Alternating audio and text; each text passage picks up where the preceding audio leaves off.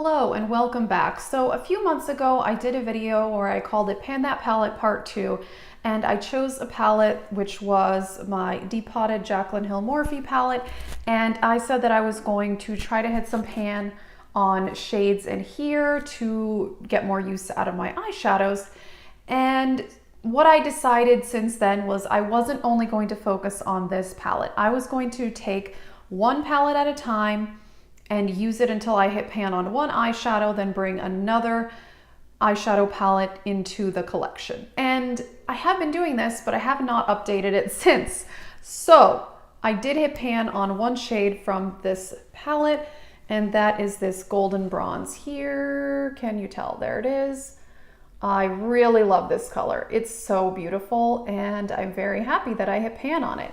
And while I was working on that, I did work on the other eyeshadows in here, but they're pretty large pans, so it really takes a lot, and there's a lot of them. So I was kind of dipping into a lot of them, and I really enjoyed it. But once I hit pan on that, I decided I would prefer to rotate palettes and try to hit pan on those. So I don't know if I should call this like a 1 month, one palette or what, but this took more than a month to hit pan on this. It took about 6 weeks, and that was already the most used eyeshadow in this for me. So whatever, I'm not sure what to call this. But then I moved on to another palette, which was my Miscellaneous Z palette. This is where all of the random depotted items go.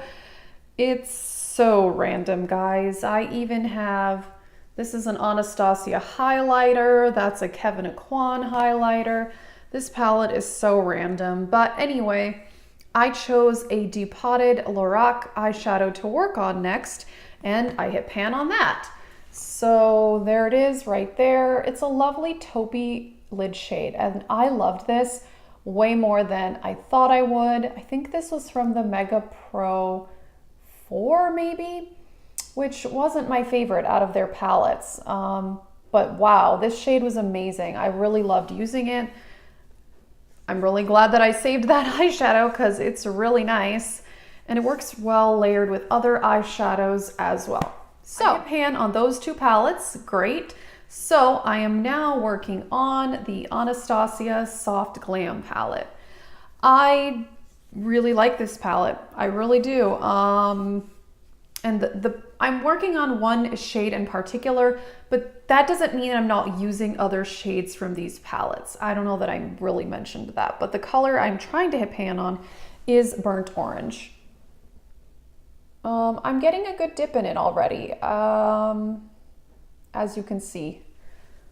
It's actually very similar to the medium brown in the Kathleen Light's Dream Street palette, which I did hit pan on in another project.